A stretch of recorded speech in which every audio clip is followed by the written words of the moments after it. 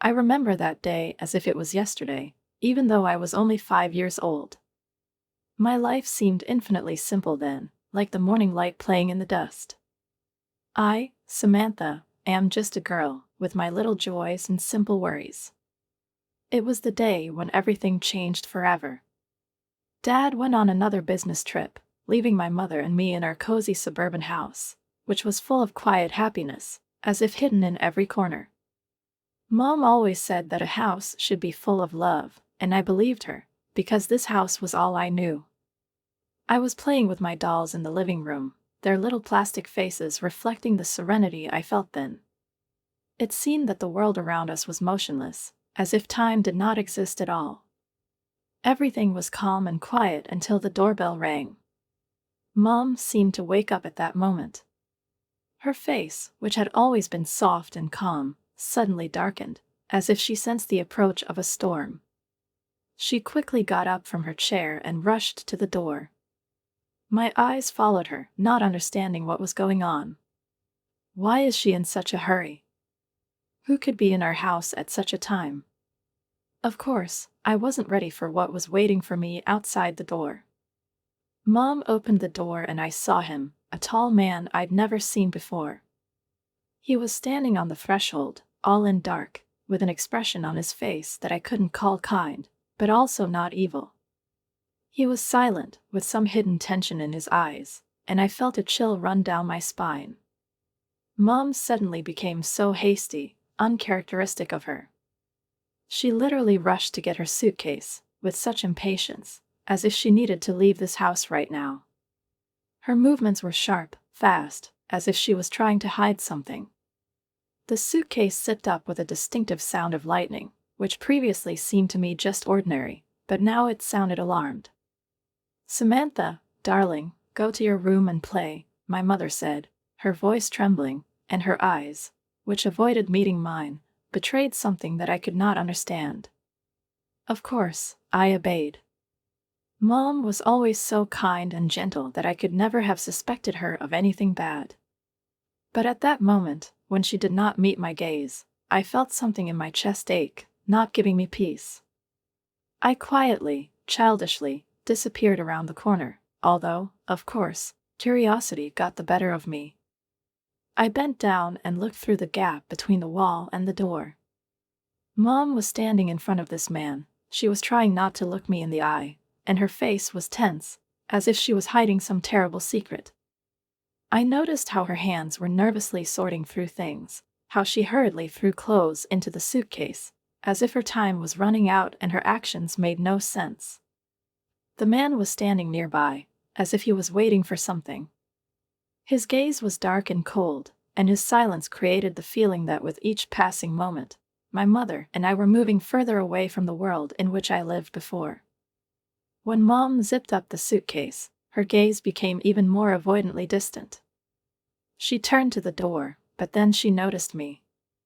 I couldn't hide anymore, but I didn't know what to do. "Mommy, where are you going?" It burst out of me, and the words sounded empty in this strange, disturbing house. "I need to go away for a while, dear," she said, and I noticed how her voice became unnaturally calm, as if she didn't believe what she was saying. She didn't meet my eyes. Mom has always been my rock, but at that moment, her words and her look made me feel strangely alone. "Be a good girl," she added, and as if those words were the last thing she could say to me. And with that, she walked out the door, leaving me alone. I remained standing, clutching the dolls in my hands. Anxiety and confusion that I couldn't understand at the time overwhelmed me, but I never took a step. Mom left, and that day became a turning point in my life, the moment when the world that I knew began to move, began to crumble. I didn't know where she had gone or what would happen next, but one thought wouldn't let me go. Something terrible and irreversible was already on the way. Samantha Anderson is a girl whose mother left her. A girl afraid of the dark. A girl who, every time night fell asleep with anxiety in her heart, as if the darkness could take her away, as it once took her mother. I was always worried about being abandoned, as it once happened. As the days turned into weeks and the weeks into months, this anxiety became an integral part of me. Life stopped being what it used to be, it moved into a new life, and I didn't always understand how to deal with it. Our house was always quiet, almost silent, as if there really was nothing that could bring back the old happiness. Dad, despite his kindness and determination, could not replace Mom. We became a two-person team, and probably at some point he himself felt that he lacked something to learn how to be a good parent. At first, he didn't braid my hair well, and I always laughed and my curls turned into something remotely resembling a hairstyle in his hands. But with practice, as in any business, he got better, and this strangely brought us closer together, reminding us that we must work for each other. I, in turn, learned how to make coffee for him, as he liked it, with milk, not too strong, but with a bright taste, which was his invariable morning ritual.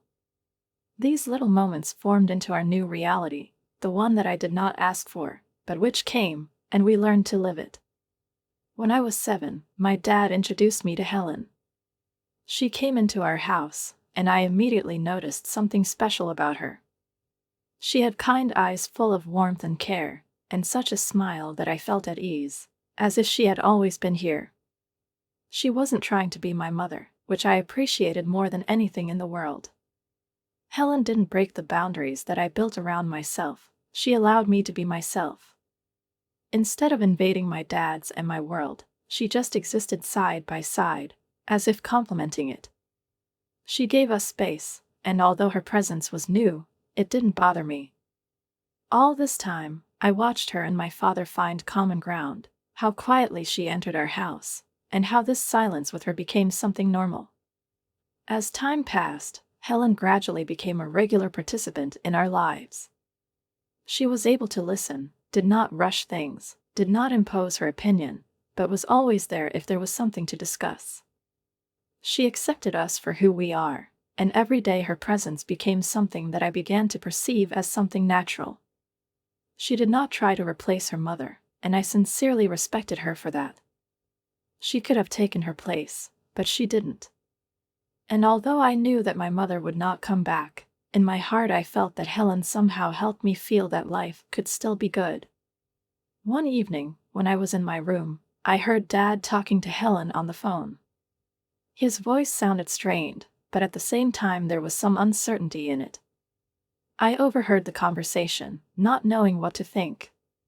He was talking about something important that concerned our lives, but I couldn't make out the details. With every word he said, something in me shrank anxiously, and I felt as if this moment was some kind of turning point. He was talking about the future. That the time has come, it's time to change something. It was hard for me to understand exactly what was going on, but I felt that this would be an important moment that would change everything. Like when Mom left us, like when life took her away from home, taking away all our dreams, all our morning breakfasts and evenings watching TV. But now that Dad and Helen were talking about the future, I couldn't ignore that something was changing again. I pressed myself against the wall, listening, and realized that maybe the next time I saw Dad and Helen, they would be different, and I would be different. I saw my dad kneel down to the level of the little girl who was standing in front of him. He said to her softly, almost in a whisper, "Hi, Emma, I'm your father." His words were full of tenderness, and his look was not so much excitement as some unknown sadness. Emma looked at him shyly and somewhat hesitantly, and then, as if afraid of something, whispered, "Hello." It was so quiet that I barely heard it. While Dad was talking to Emma, I noticed Helen. She was standing in the doorway, not moving, her face was pale, and I caught something strange in her gaze that made my heart sink. She turned and walked away quickly, as if hiding from something or someone. I felt something stir inside me, as if I had to understand something, do something. I wanted to follow her, but at the same time I felt rooted to the spot, as if someone invisible was holding me in place. I remained standing there, confused and not understanding what was going on, and why Emma, a girl I didn't know, was appearing in my life. The next few hours seemed to melt into a fog, absorbed by the noise of adult conversations that I shouldn't have heard. The raised voices, the intermittent pauses, the smell of tension in the air, it all drove me crazy. From every word, every look, I felt how the roles were changing, how everything around me was changing. I was hiding in my room, hugging my knees to my chest and trying to make sense of it all. There was only one feeling in my head, that the world had turned upside down, that I hadn't had time to understand something important. When evening came and the house became quieter, Dad came to talk to me. He sat on the edge of my bed, just like when I was little, and it seemed to me that everything could be explained in simple words. But now it was different. He said with a deep sigh, as if every word he said was difficult. "Samantha," he began, his voice soft but heavy, "I know this is too much for you. I understand that you are not ready, that it is difficult for you. But your mom, she made some big mistakes. I know it's not easy for you to accept, and you probably don't understand everything that's going on. But," he paused, as if trying to find the words, "Emma is innocent of all this. This is your sister, Samantha." The words, "your sister," sounded like a thunderbolt. They swept through me, making my heart beat faster and my mind slow down. My sister? How? Why? I tried to figure out what he meant, but I couldn't get my thoughts together. I didn't have enough words to express what I was feeling. He continued, but I could barely listen to him anymore. "I've decided that I'll give your mom another chance," he said, and his voice became firmer, as if he had made some important decision that he couldn't undo. "For Emma's sake, for all of us." I sat motionless, not knowing how to react. Thousands of questions popped into my head, but none could get an answer. I didn't know how to feel about this new person in our life, the girl I barely knew, Helen, who came into our house so unexpectedly. The next day, I watched from the window as Helen packed her things, modestly and quickly, as if she was in a hurry to leave without even looking back. I couldn't understand why it was so hard for me to breathe, why my heart was beating faster when I saw her back as she disappeared through the door, leaving me alone with this new, alien world. I felt like there was a gap in my life that I couldn't bridge, and I didn't understand how to find a place for myself in it. I felt the world around me changing again, and I didn't know what would happen next. What would my life look like with my sister, with Helen, with this new sense of uncertainty that was gripping me? Instead of dealing with those complicated, painful feelings that wouldn't leave me, I found solace elsewhere, in college. In a small zoo where I worked as a volunteer in my spare time. I took care of the animals, tried not to think about what was happening in my life, and instead of coping with difficult emotions, I found peace in caring for others.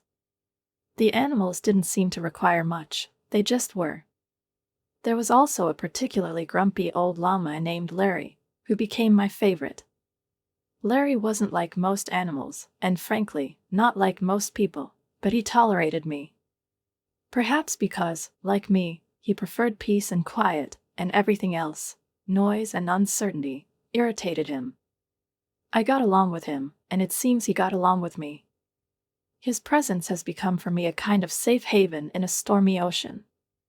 The years in college flew by unnoticed, every year pulling me more and more away from the past and at the same time plunging me into the future, which did not always seem clear. I didn't think too much about what would happen next until one day it turned out that I was standing at a graduation ceremony. That day I was wearing a cap and a robe, with a diploma in my hands, which seemed almost too heavy for me. I scanned the crowd, and among the faces full of pride and joy, I immediately noticed him, Dad. His eyes were shining with pride, and at that moment I felt a strange feeling, as if I was still a little girl, whom he held by the hand, promising that everything would be fine. Mom and Emma were there too. Emma was standing next to Mom, her eyes, as always, full of that strange combination of curiosity and anxiety that I already knew well. Mom came up to me, applauding, but her smile was polite, dry. "Congratulations, Samantha," she said without much warmth in her voice, as if this was just another act she had to perform. "Your father and I have been talking, and we think it's time for you to start looking for your own place." Spread your wings. These words, uttered with such cold formality, as if they had nothing to do with those moments that I kept in memory of my mother, seemed to fall on me, making me freeze in place. I felt my breathing become ragged, and everything inside me clenched. I felt like I'd been punched in the gut. This blow was not physical, but rather emotional, and it was much more painful than anything I had experienced before. I looked at Dad, hoping that he would step in, say something, support me. But he just turned away. His face was impersonal, his expression painfully neutral, as if he didn't know what to do. I tried to find something in his gaze that would tell me that none of this was true, that I shouldn't leave. But he was silent, and that silence was bitter and aloof. "Yes," I said, trying to keep my voice steady, "of course." I couldn't say anything else, even though I wanted to scream. I didn't understand why Mom suddenly decided that I should spread my wings. What did that even mean? Did this mean that I was no longer needed? Did this mean that I had to leave the house, leave her and this man, whom I was beginning to hate more and more? Or was it all just a continuation of the game I had been playing all my life, the game of immaturity that others were trying to impose on me? I didn't know how to move on. The moment my mother told me this was a turning point for me. Something broke inside me, but I still couldn't figure out what it was. I realized something that I hadn't realized before. I couldn't live here anymore. This house, these people, they weren't my family. From the very beginning, from the day everything started to change, I felt it, but I couldn't find the words to express it. From the moment everything became alien and unacceptable, I realized that my house no longer exists. I was no longer a part of this life, and maybe I never was. With renewed vigor, I rushed into the job search, as if it could be the solution to all my problems. I made a promise to myself that I would find a place where I would feel needed, where I would belong. It wasn't a desire for something big or important, but rather a desire for simplicity, for a world in which I could stand on my feet and find some kind of meaning. And finally, there was a glimmer of hope.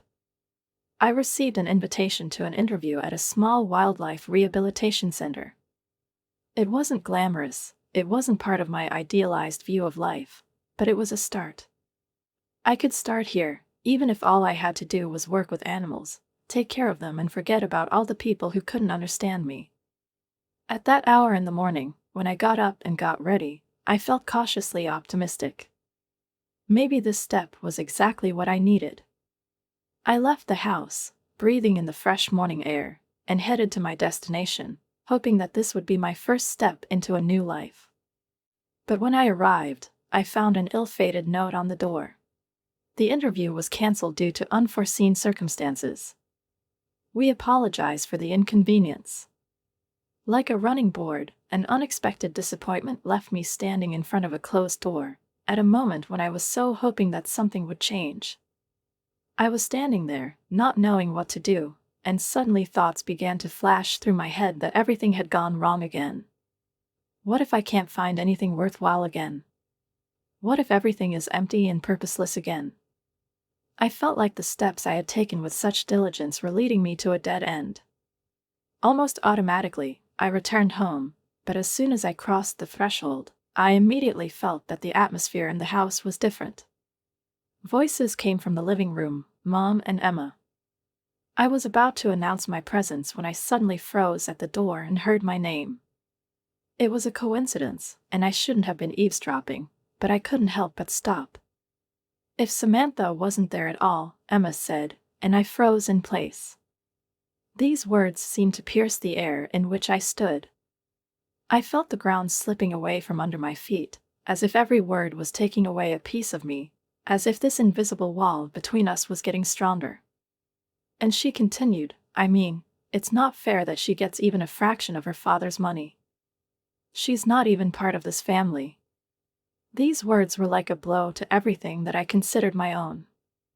They concerned not only me, but also all those who were once a part of my life. I stood there, overcome with bitterness, full of rage, but at the same time with the feeling that it was inevitable. It was as if everything that was happening at that moment was predetermined, as if this drama had unfolded before I was born. My legs felt heavy and my heart felt cold. Emma spoke as if her words were worthless, and most importantly, she didn't see me. Mom was silent, and I clenched my teeth and clung to the wall, feeling how these words severed my connection with this house, with this world. My world was not mine, and the people around me were strangers. As I quietly stepped back into the hallway, I felt the pain fill me. But I couldn't stay in this house anymore. I realized that despite all attempts to return to the old, nothing would come back. My family no longer existed, and I needed to find my way, find a place where I could feel alive again. One day, Jake offered to exchange photos with trembling hands. It was strange and at the same time exciting, as if through a simple picture you could convey a part of yourself, reveal something hidden and important. I sent him a recent photo taken at the zoo, where I am with Larry, the grumpy llama who has become for me something of a symbol of calm in a world that has never known silence. He replied with his photo. He was there with a smile, kind eyes, and a warm look that made my heart skip a beat. It was so unexpected that I felt something flare up inside me, as if at that moment I suddenly believed that it was possible to be understood and accepted. But despite all this, despite all the words we exchanged, the idea of meeting in person or even confessing my growing feelings scared the hell out of me. I couldn't help thinking, what if he rejects me as soon as he gets to know the real me? What if what I was hiding alienated him, as it once alienated everyone else? The thought sent me into a panic. I was afraid that he would leave just like Mom, leaving me alone, with no explanation and no chance of forgiveness. Every time I started thinking about our possible future, my own fears and insecurities became such a heavy burden that I could only escape inside myself, shut myself off from everyone and everything. It was around this time that I started corresponding with Lily, a girl I met on a support forum for people with childhood trauma. She understood my fears in a way that no one had ever understood before. We were both looking for comfort, and despite the fact that I didn't even know what she looked like, it seemed to me that her words might be the only bridge that connects me to reality, where I don't feel alien. Do you know what helps me? Lily once wrote in one of her letters. I write emails to people I can't talk to in real life. I share what's in my heart, and it helps me to be honest at least with myself. I pondered her words. There was something about them that resonated with my soul. It was the kind of communication I was looking for, a way that didn't require immediate answers and didn't make me afraid of what I would be told. I could write without being afraid of being rejected, without being afraid that everything I wrote would be perceived as weakness or too personal. Lily didn't judge me for my worries, for my unspoken thoughts.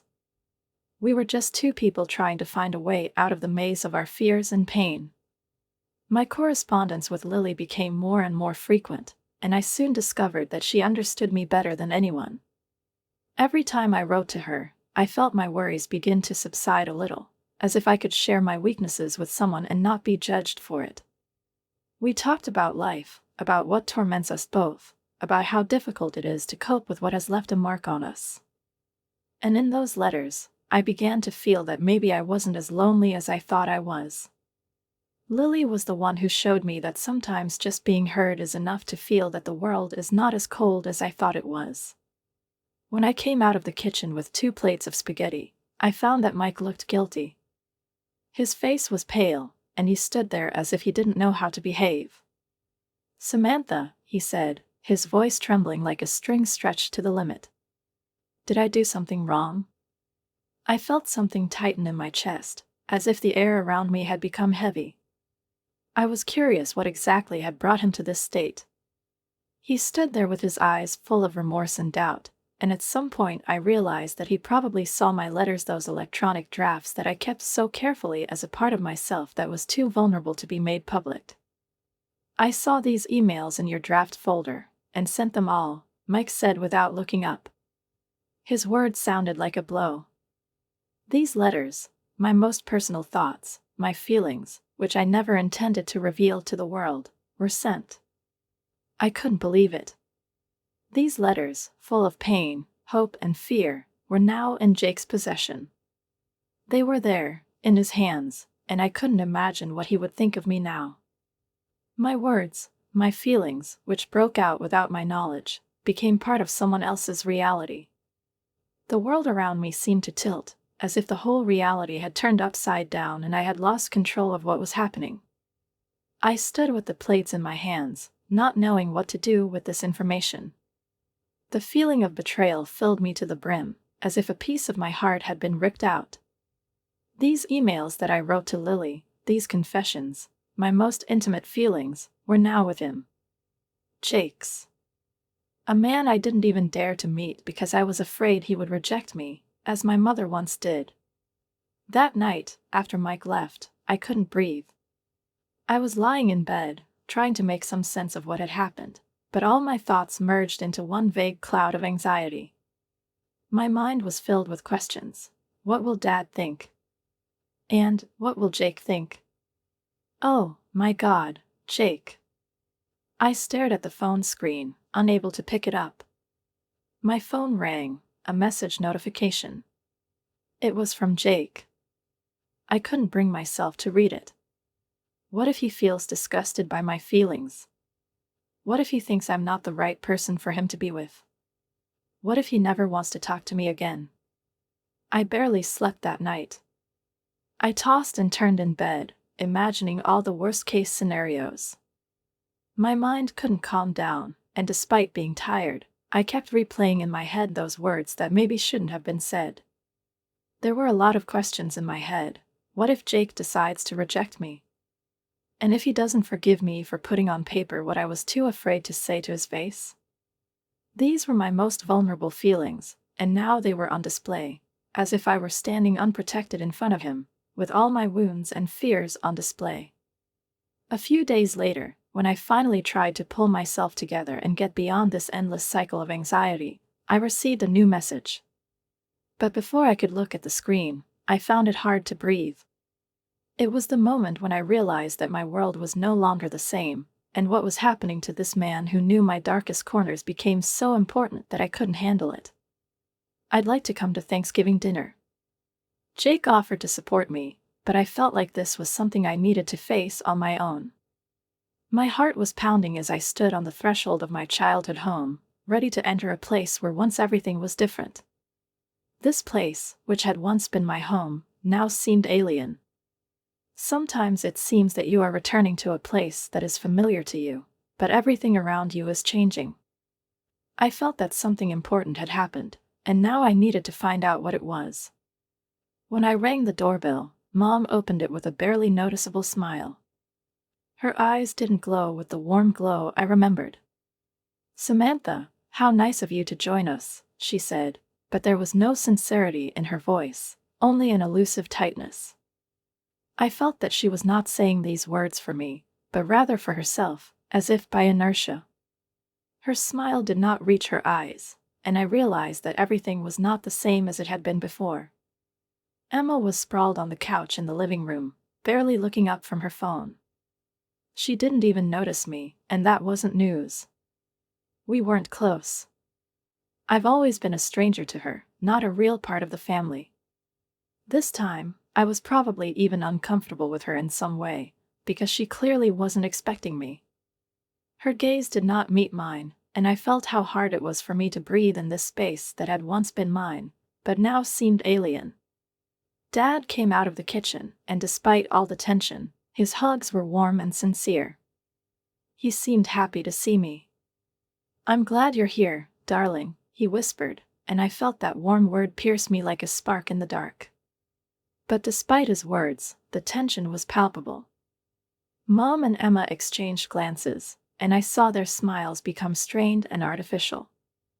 At that moment, I realized that everything around us is held on a thin thread, and no one is ready to break this artificial world into which we were all drawn. When Dad started serving the turkey, he cleared his throat and, before we started eating, said, "We need to discuss something." He leaned over to his chair and pulled out a thick manila folder.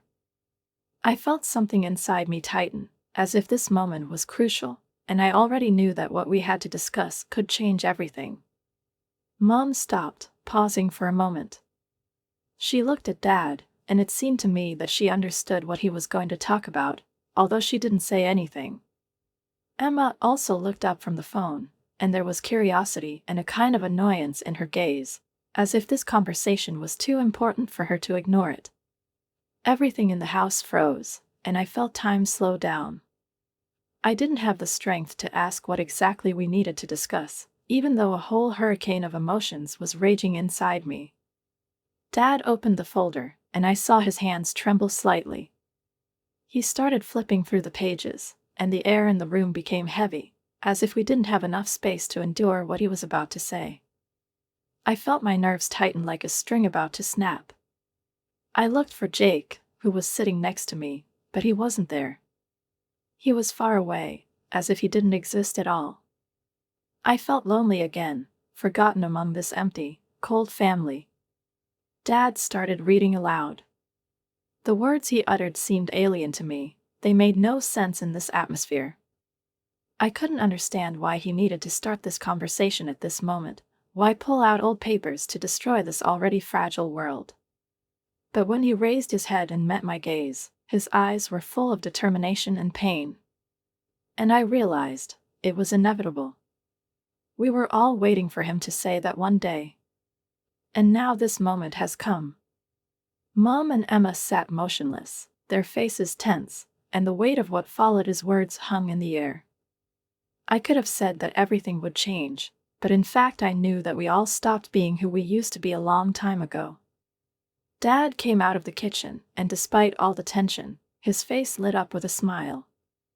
He came up to me and hugged me. His warm embrace seemed to restore the connection we had lost over the years. "I'm glad you're here, darling," he whispered, and I felt my heart, clouded by fears and doubts, calm down for a moment. It was like a safe haven in a storm, but I knew that this calm was an illusion, a temporary relief, because the problems that we all had were still in the air. When we sat down to dinner, the tension was palpable. Mom and Emma exchanged glances, and their smiles were so forced and artificial that it almost hurt me to look at them. Dad, however, seemed strangely calm. He was collected, even overly confident, as if he was preparing for something important, but I couldn't figure out what exactly. He already knew how I would feel.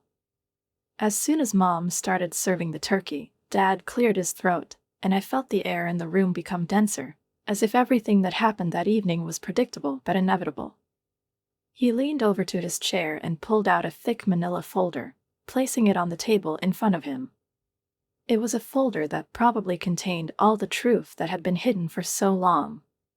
"We need to discuss something," he said. His voice was calm, but I felt something important maturing in him, something that we had all avoided for so long. He opened a folder and took out several documents, carefully arranging them on the table. Everyone was silent. I could hear my own thoughts slowing down, as if trying to make sense of what was happening. "It's not just a formality," Dad continued, his eyes focused and his hands trembling slightly, as if he himself wasn't sure how to start.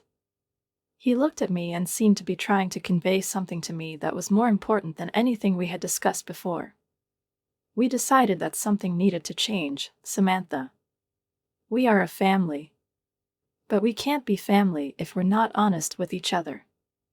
I sat motionless, my hands froze on the table, and I realized that what I thought was hidden from me. I didn't know what to say. I could only watch as this moment spread like a mist dissolving into the evening air. "I know you want to leave, Samantha, and I can't blame you," he continued, his eyes never leaving mine. "You've always been independent. But this house, he was home to us. We're building it together, and maybe it's time to start over." Mom was sitting across from me, her gaze intense, but she didn't say a word. Emma continued to stare at her phone, not showing the slightest interest. But I knew the moment had come. I could get up and leave. I could have continued to find my way, as always, trying not to attach importance to this house, these people, these emotions. But instead, I sighed softly and turned to Dad. "I do not know how it will go on," I said. My voice was quiet but firm. I do not know if I will be able to be a part of this again. But I'm ready to try. For us, for you.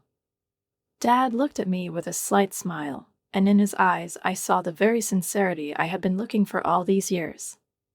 He reached across the table and I squeezed his hand, feeling a subtle but strong bond between us. Mom was silent, but something in her gaze changed.